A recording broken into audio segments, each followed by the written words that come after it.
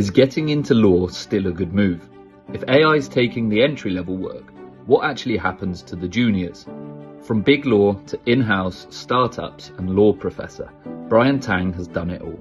As one of Asia's most influential legal voices, he's helping the lawyers of tomorrow navigate what they actually need to know.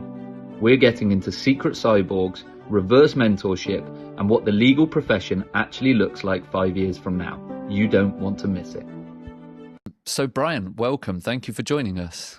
Thanks so much for having me here. Really pleased to be here. The role that you play in education, it's something that it gets talked about at conferences. It gets brought up by a lot of my customers in law firms, and it's how are we looking after the legal minds of tomorrow? And I think some of the work that you're doing is very innovative. I'd be interested in your take on how the space is evolving at that academic level in general, and then touch more directly on the things that you're doing at HKU as well.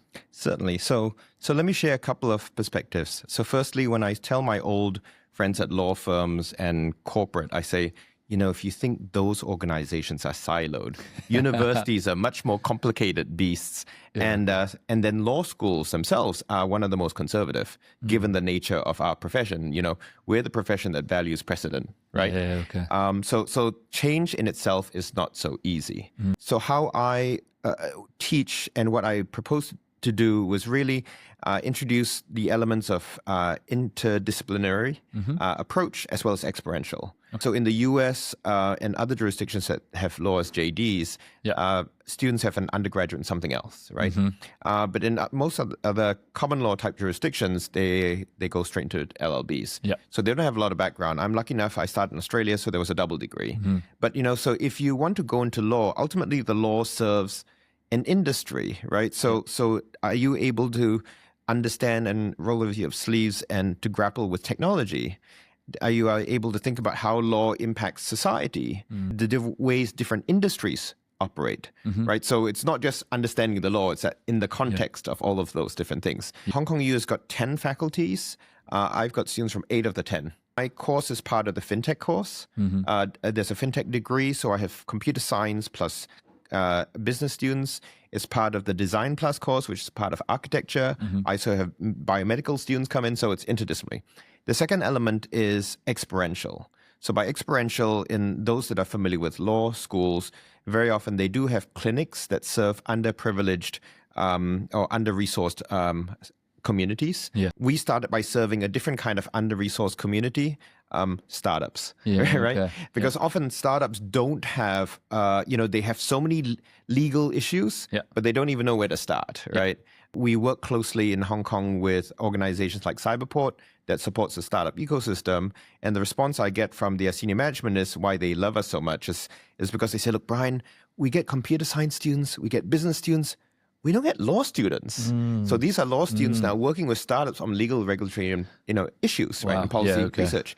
Then comes the tech side. What a lot of law schools in the US and also the UK, if they start with this tech of law journey, they have students working with NGOs on proof of concepts, right? In the old days, it was expert-based systems, no-code, low-code platforms, which is how we started as well. With the impetus of AI, the question then is what kind of skill sets, there's the huge and understandable concern regarding cognitive offloading. Are students not now learning how to do things? Some of that is about critical thinking, right? It's easy to say, but how do you do it, right? So for example, my students actually have multiple LLMs and they try it out and they make up their own minds in terms of the pros and the cons.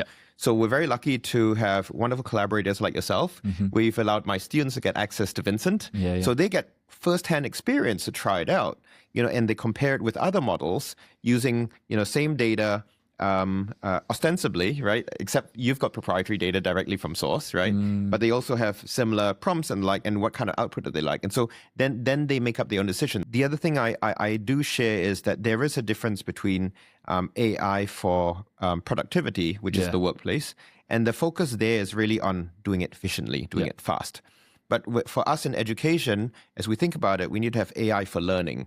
So for AI for productivity, you like frictionless. But for learning, you need friction. So it's like the muscles, the gym of the mind, right? So you need to exercise the muscle to be able to do that. And so there are good and better ways pedagogically to use the technology. So for example, I often, when I speak in rooms, I say, look, okay, who uses AI for first drafts? Who drafts first and then uses AI to check the drafts? Yeah. And I say pedagogically, the second one is better for you because you've actually used your brain consciously, and then your draft gets better using AI. Yeah. So there are things that we can and should be more conscious about as we use it if we want to maintain the mental muscle. Yeah, okay. One of the questions that comes up so frequently, and I guess it comes slightly after the phase of the education bit, it's the early years of practice. Yes. I speak with so many partners, and they're in this conundrum of, do I give it to just the partners, and is that robbing the juniors of education to get them ready for the world of tomorrow? But if I do give it to the juniors, are they building that cognitive capability? So really interested in your thoughts and take and what you've been hearing on that. So one of the anecdotes I tell is I was once on stage with a senior partner. In fact, somebody well. Yeah. And he actually, he's a litigator, so he's a colorful character. And he on stage said to me, but Brian, with all these changes in the profession, you actually don't have skin in the game, right? And I said, no, I have a lot of skin in the game. I have all these students who need jobs, right? So what is the future going to look like? So I'm old enough to have been trained in the good old way. So in Australia, I was actually an article clerk, right? Right, and so there was a supervisor. And at one stage, I even sat in the same room as my partner, right? Good old style kind of apprenticeship mode, right? Yeah. So, but in New York was different. We shared rooms with other associates, right? So at least one other one. So I think it is an understandable conundrum because, and we have that in law schools. Oh, we've taught this for the last 200 years in this way. Yeah. So, and this is how lawyers learn, right? But I think in this new world, I think there are a couple of things that law firms can do to kind of promote associates and especially junior ones to progress. Because as I joke to my students and also young lawyers, I say, listen, my professional career is only X number of years. You've got decades away from you, right? So how are you going to think about it? So number one, law firms need to have guardrails, right? So you need to have AI policy. So what can you do? What can't you do? Because no junior associate wants to do the wrong thing. So, but if you don't give them guidance what they can or cannot do, they may be secret cyborgs doing stuff, right? Secondly, you do need to have a safe space. Yeah. So now that you said what you can't do, what can they do? What are they allowed to do? What tools do they have, right? So that they can innovate. Because as you know, one of the great developments right now is the concept of vibe coding and then lawyer vibe coders, right? So, and even here in Hong Kong, we're lucky enough, some of the founders of the legal quants are actually based here. And they spoke at my end of semester presentation recently. So they saw what my students were creating. So I think law firms need to be able to provide safe spaces so that junior lawyers know that they're allowed to try new things, right? The third thing is incentives, right? So now that they try new things, what's to incentivize them, right? Because they need to hit their billable hours, right?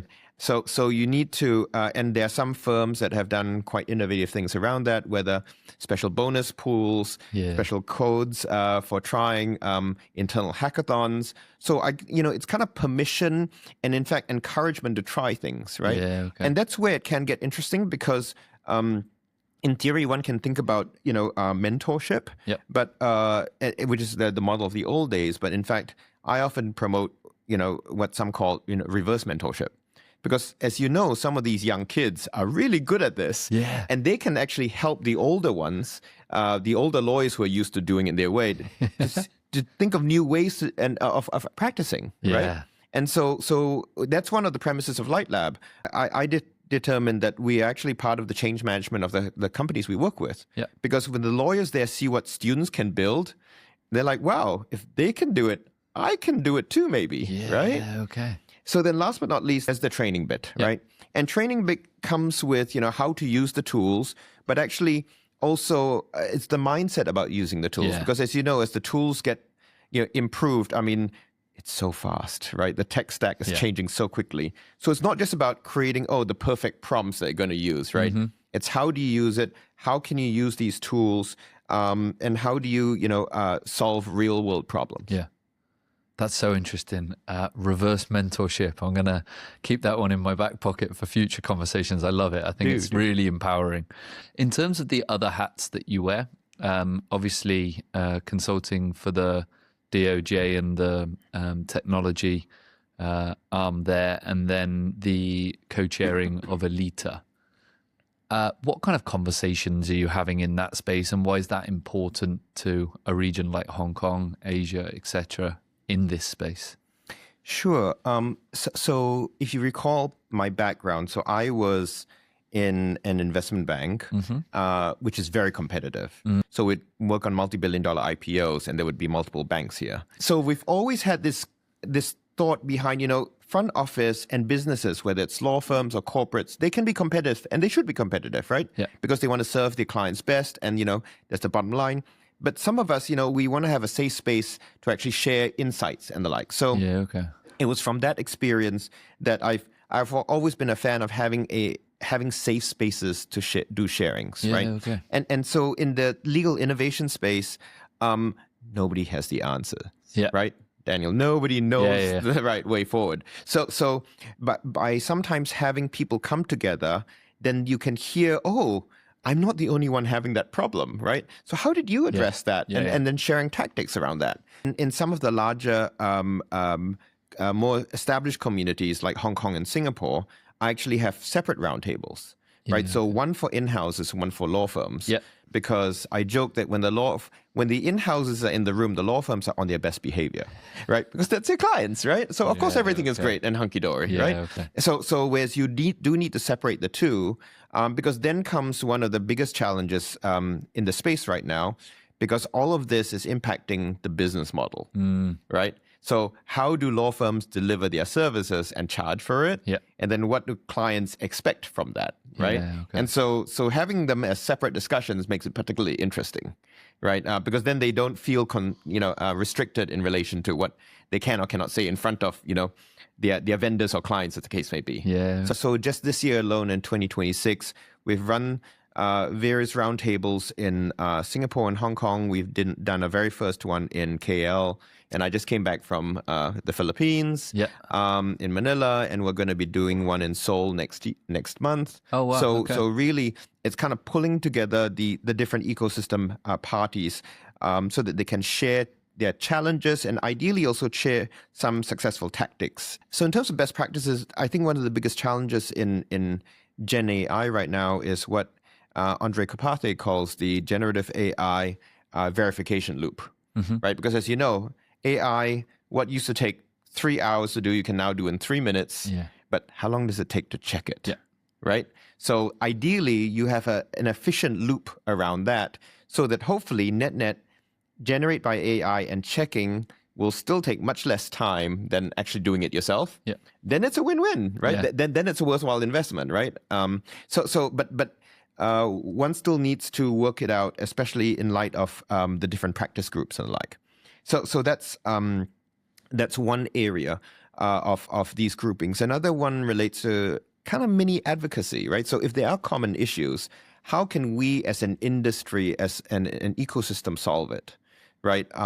So that's why being part of the DOJ advisory group is various governments around the region and in fact around the world are saying, well, how can we positively promote the use of responsible innovation in the legal space? So as you would know, Singapore is very progressive in relation to this.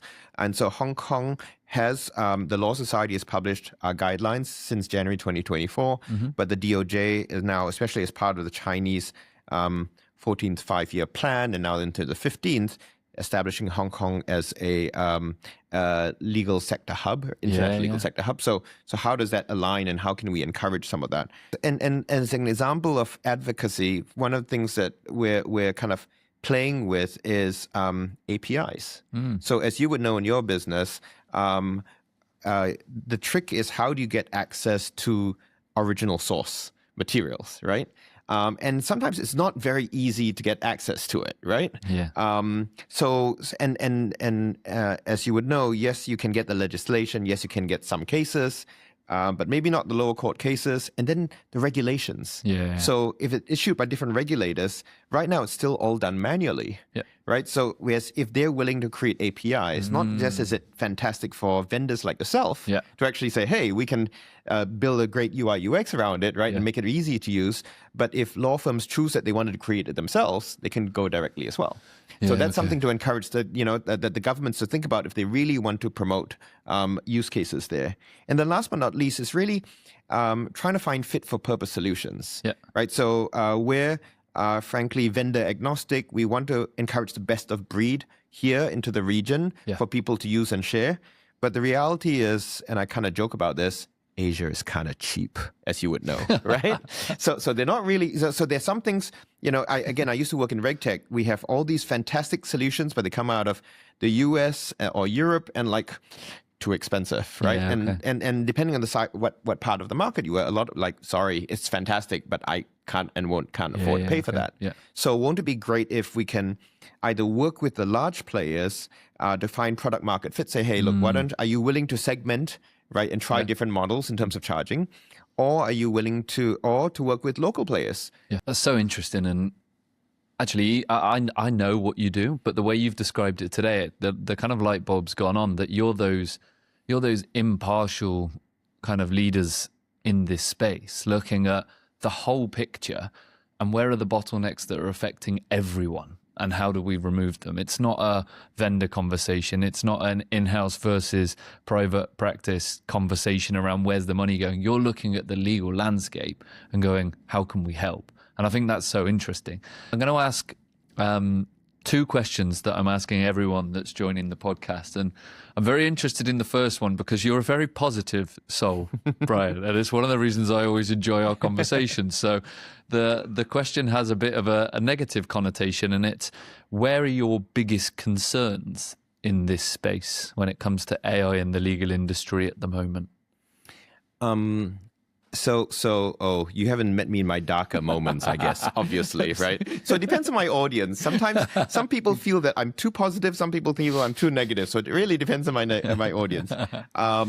For at this moment, one of my concerns really is around decisions made based mainly on FOMO, right? Yeah, okay. So right now, as you would know, there's a lot of FOMO happening. The competitors are doing this. The market wants me to do this, right? For the in-houses and the CEOs are saying, hey, my whole industry is expecting me to use it, right?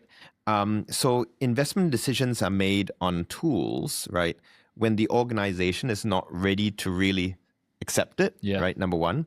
And as you know, it's about process and people as well, right? So that needs to be kind of in place, and often they're not quite in place yet. And then the second thing is people are making those spends without having a clearer sense of what the kind of ROI can or should be, right? So again, there is a narrative around, look, at this time, it's about innovation. So we're just trying it out. And that's cool. And that is a good thing, as long as when you go in, and that's why coming from fintech, where people created separate innovation teams and they have sandboxes and the like. So you're having the new technology knowing that, hey, it's not production ready, but this is for trial, right? And so at the end of it, you calibrating expectations, because that was what you wanted it for, right? But my fear is that if too many decisions are made around the FOMO element, so if you haven't got the culture and internal folk in place to make it succeed, then you have kind of the issues right now, which is not great adoption, even after you sign the contract, Paid right? all the money, Right? And then at the end of that, first year, second year, whatever, you're like, okay, well, that was not so successful because not enough people used it. So obviously it wasn't useful, right?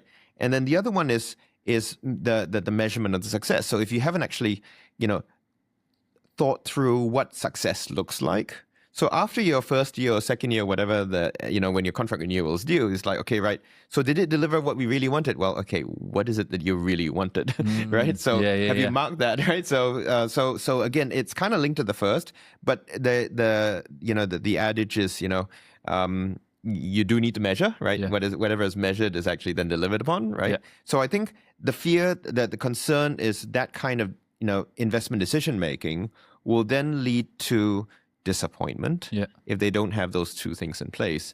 And with that disappointment, one may end up having throw the baby out with the bathwater.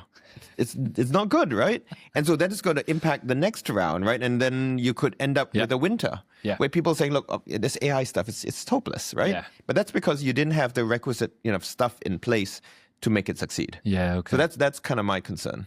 Yeah, no, it makes sense. And we obviously see it. And adoption for the wrong reasons can actually halt innovation, even though it looks like it's moving forward because there's money being spent. Yeah, it's true. Final question for you, Brian, and big picture with this because you wear so many hats. 5 years from now, what does good look like? What does success look like for AI in the legal industry for everyone? So when I started my kind of academic journey, besides running Light Lab in terms of the kind of teaching and learning aspects, my research interest was really on what was then called AI ethics and AI governance, right? This is 2018, 2019. So as you may know, the anecdote, the first human versus AI battle was in chess, right? And Kasparov lost it against Deep Blue. And a few years, and he was disheartened. A few years later, he came back with what he called centaur chess, half, human plus machine. Yeah. And the idea here is that human plus machine should beat human alone, and it should beat machine alone, right? So the hope is that we find some sort of appropriate centaur kind of relationship between humans and machines. In particular, in this case, lawyers and machines, right? One of my fears then, and by an optimal mix, is that so in my darker modes, right, I asked, so are lawyers going to be AI checkers in future? Is that what we're going to be doing, right? AI is going to generate this fantastic sounding and looking stuff, right? And that's what we have to do. And the other kind of interesting phrase that I've heard is, humans are going to be liability sponges because we're the ones that have the insurance, right? So we have to check because our insurance will only cover it when we check, right? So we need to find a way that avoids that role of human, right? So it needs to be meaningful, right? And then it needs to have a meaningful kind of path for young lawyers as well, right? So I mean, just today at our event, right? I had one of the lawyers come up to me, and this is not the first time. He says, Brian, actually I have a personal question. My son or daughter wants to be a lawyer, and I don't know whether it's that good an idea. Wow. Right? Wow. Okay. Because of all this that's happening, right? And so, but it is true, right? So I joke I'm in 3 industries, law, finance, and education. And it's kind of existential for at least 2. Yeah. For law and education. In education, what do we teach people now? Yeah. How do we teach? Yeah. So similarly with law, with all these changes, what will the law of lawyers be? So I think ideally in 5 years' time, we would have found a way to train the next generation of lawyers so that they are able and willing to really work like centaurs with this technology, right? And augment their abilities, right? In a meaningful way. And last but not least, meaningful way for clients. Because ultimately law is about serving clients, right? Whether it's a corporate client or serving the community with access to justice. And that's where AI can be a wonderful tool for access to justice as well, right? So I think I don't know whether it's going to be 5 years or 10 years or whatever, but hopefully it's down that particular journey. Yeah. That is so wonderfully wrapped up and put, Brian. I had no doubt it would be when I asked, but that draws us to the conclusion of this session. So from myself and on behalf of everyone listening, thank you so much. We're all wiser for it. And I really appreciate you taking the time to sit with me today. Thank you so much for having me. I've been looking forward to it, and it's been great. Thank you.